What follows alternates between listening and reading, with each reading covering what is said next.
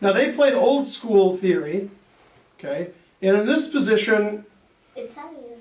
right, in this position, if two grandmasters are playing now, it's about 95% or more, white will play D3, okay? And then they play as boring as they can, and then you guys are like, let's watch football, this game is boring, okay? But this was 1895. They didn't play D3 in 1895.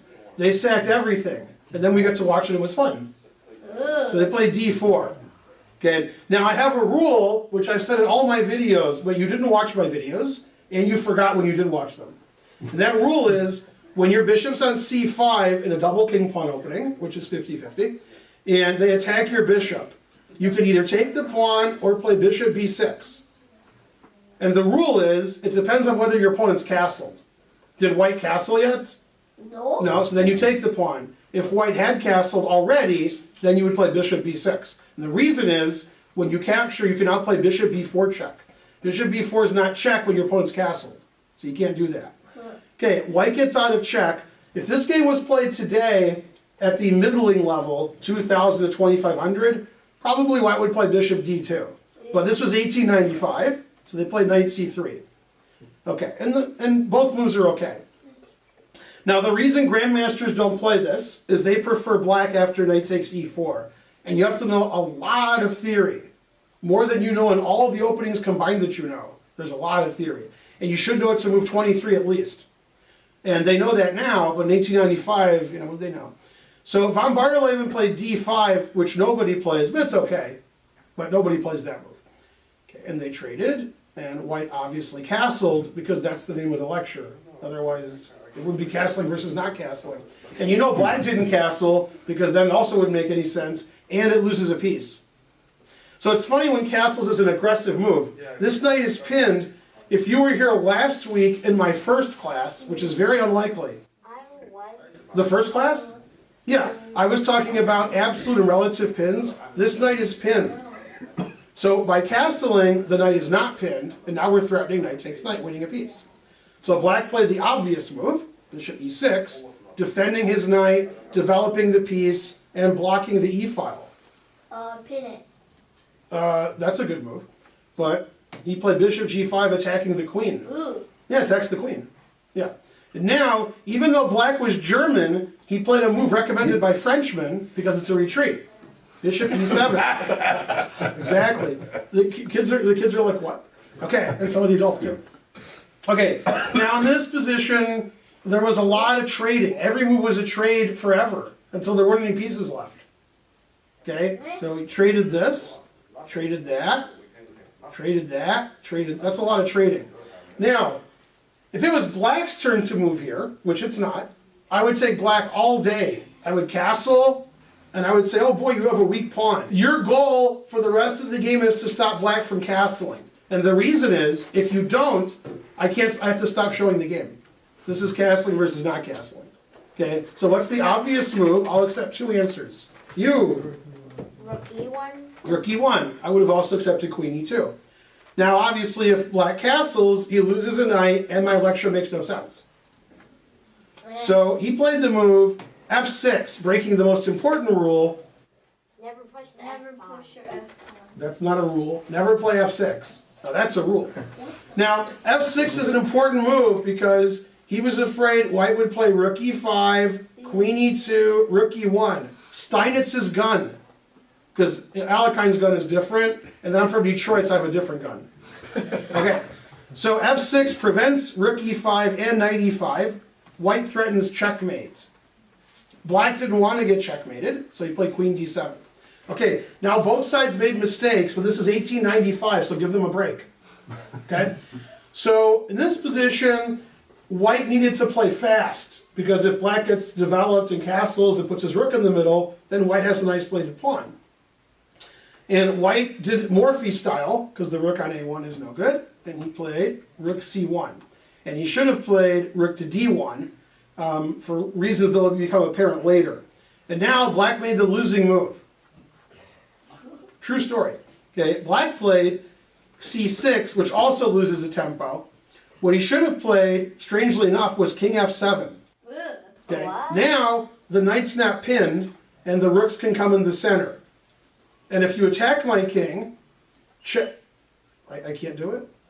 Okay. And you check and attack the c pawn, black can save them both. Shocking. What? Yeah. Oh, knight d5. Knight d5, yeah. Okay. So black should have played king f7, but he wasn't worried. He played c6. c6 doesn't really help. Okay. Now, I'm only trying to teach you castle versus not castling, but you're going to learn something else. So try to forget it, because that's not the point of this class. Don't learn extra stuff. Okay. This is the textbook definition of a clearance sacrifice. Something you've never done, when it was on purpose. Accidentally, you're like, oh yeah, clearance sacrifice. That's what I did. Okay, in this position, these are obviously very well placed. White just played rook c1. His knight, however, doesn't seem to have anything good going on. You know what I mean? Yeah. I don't like any of that. I can't take my own pawn. I can't take my rook or my king. I don't want to give my knight away. I don't know why I'm playing knight h4 or knight d2. What Okay. about the other pawn you could take? Take your own pawn? Oh, the h pawn. I didn't see that. Very good. That's why you should be lecturing. Yeah. Okay. So white decided knight d4 would be a good move, and he took his own pawn because it was 1895. Yeah. No. Okay. So since I said it was a clearance sacrifice, and you can't take your own pawn, now you know what white did. Push the pawn. Push the pawn. d5. That's why c6 was a mistake. What? Yeah, because the knight's still pinned. Now, knight takes is not a good move because it's illegal. It wouldn't stop like half the kids. Queen takes is also bad because of checkmate. So what did black do? C takes d5. And you know what white did because I just gave a long lecture about it. Did you say rook c8? I did not say rook c8. No. I didn't say castles. White already castled. Rook d1. Rook d1 is legal. It's a clearance sacrifice. We just cleared a square. Oh. Knight d4. Knight d4. Okay, now, black has a tough problem here, because if it was white's move, white would play knight f5, or as I like to say, Knife f5. knight f5, and black would resign. Knight f5. For example, a6, boo, knight f5, resigns. If you don't believe me, let's turn on the computer. It says black resigns. +5. +5 is good when you're down a pawn. That's some +5 there. Okay, so we don't want to allow knight f5. Also, we don't want to lose a knight for nothing. If we castle, we lose a knight for nothing. Knight f5? Knight f5. Knight f5? Yeah, now you got it. I think he's got it. Okay, don't sue me, whoever movie that is. Okay, so black played, stopping knight f5. Or knight f5? G6. G6 is a move, although then knight e6 is annoying. Wow, really annoying. So he played a move I discussed earlier, but you guys didn't like it. King f7. Yeah, you guys were like, king f7, terrible. Yeah, now knight f5 is not good because the knight takes f5. Terrible. Okay, so knight e6, and now we're threatening rook c7, which would be crushing. And black's like, rook c7 looks good, this looks bad, so black played. Rook c8. Rook c8. And he's like, I'm gonna go here, and if somebody walks into the class, they'll think I just castled. They won't know, my king's on g8. So if black gets his king to g8, it looks like a normal position, except black's up a pawn, because white sacrificed a pawn. So when you sacrifice a pawn, and then you play 5 boring moves in a row, then you're down a pawn. So you gotta play something exciting. What's the most exciting move? Most exciting move. That's actually pretty hard. Queen g4. Queen h5. Wait, what did you say? Knight g5. No, you said it, then you changed your mind. Queen g5. Queen g4. Queen g4, yeah. Yeah. Man, queen g7 is good. That's my grandmaster skill. That's a good move. Also, there's another good move you don't see, which is knight g5 check. Now your king and your queen are attacked. See how my queen attacks your queen, and my knight attacks your king? Queen attack. Although that's queen g7, that's pretty strong. Okay, so black didn't want to allow queen g7. Let's say he does allow it. Queen g7, mate. So that's probably not too good, is it? Okay. So he played g6. Okay. And then the move I suggested for white was the other threat. Queen g5. Close. Knight Knight- g5. Knight g5. Okay, now black's king is attacked and black's queen is attacked. You agree, right? Yes. But black can save them both. Wow, good player. Must have not lost his first. E8. It didn't lose his first 9 rounds. Yeah. Okay, now, this is a very famous game, which none of you have recognized yet, for obvious reasons. And now some of you are actually going to recognize it. You'll be like, oh, that's this game? Okay, and now white makes the most famous sequences of moves ever in chess history. Okay, now black's not castling this game. If he does, there's a lot of cheating going on. He moved all his kings and rooks.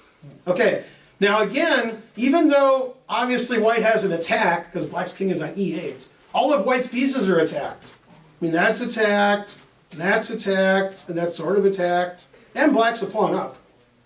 Okay, so you guys would trade queens and lose the pawn down endgame. Terrible. Can you believe they would do that?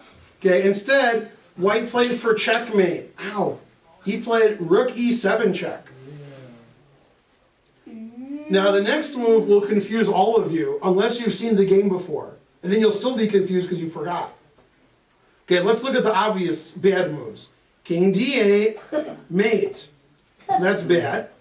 If you take with the queen, I go check, and then black has no pieces left. So that's not good. Okay, so those are all bad. So the obvious move is king takes rook, right? Yeah. Okay, now I go rook e1 check.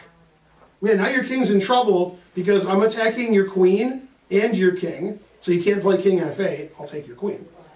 If you play king d8 or king d6, you lose your queen. For example, king d8, I go check. You move your king to the e file, because you have to, and then I'll play discovered check. For example, here, check, and I'm attacking your king and your queen. Okay. Therefore, the only move is king d6, right? Okay, and now I play, actually there's a lot of ways to win this. Which way do I like? Rook e6 wins, queen b4 wins, and queen f4 wins. Queen f4? Which way do I like? Queen f4? B4. Man, they all win. I'm so confused. Queen b4? Yeah, queen b4, that's one of the ways to win, yeah. Queen What's f4? rook blocks though? Rook blocks, right? And then I go here. New variation. What do you do now? Something. Yeah, exactly. You can go here, but I think white's going to win this. Or you could go here, and you can't play rook c1 mate because it's illegal. Otherwise it would be good. Okay, and there's other ways to win too. So black played a move that will dumbfound all of you. I suggested every legal move except the one he played. F8? King f8, as you suggested. You guys were expecting that. Yeah. Yeah, was a good answer.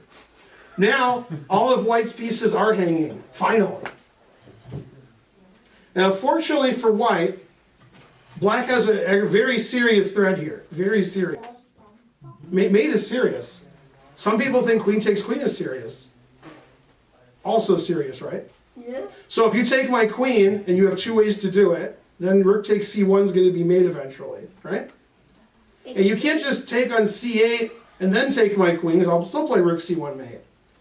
So white played rook f7 check. Now let's see who's the best at counting. I'm going to bet on me.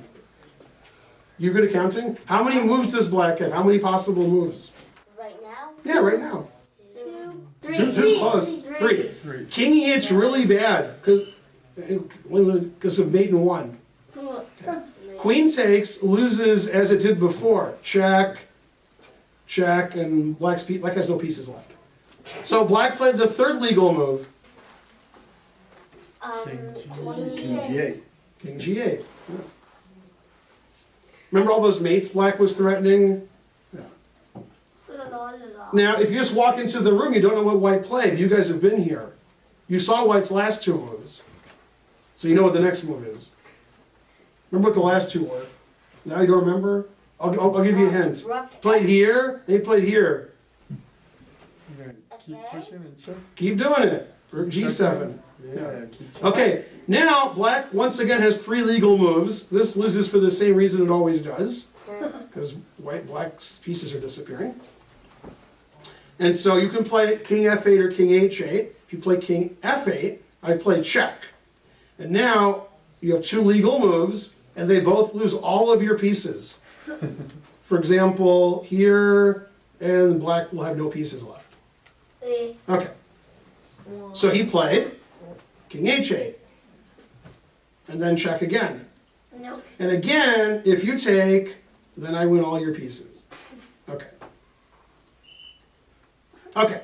And after rook h7 check, black got up and went home without saying he resigned or signing the score sheets or whatever they do, congratulating his opponent. Okay.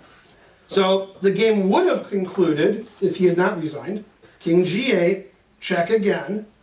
And now there's no pawn on h7 like there was previously. So now we have this check. That wasn't checked before. And you could checkmate him by keep checking him. True story. Mate. I think Wow. that's a mate. Probably in 12. other ways to win, but that's the coolest. Yeah. I think that's a mate in 12. It's something. And you could also play king d6 because you don't like king e8. And that's not going to work out too well either. And then mate. Yeah. So that had a really funny end of the game. Rook e7, rook f7, rook g7, rook h7, and the guy left. The guy should have left that way because you got to keep going that way.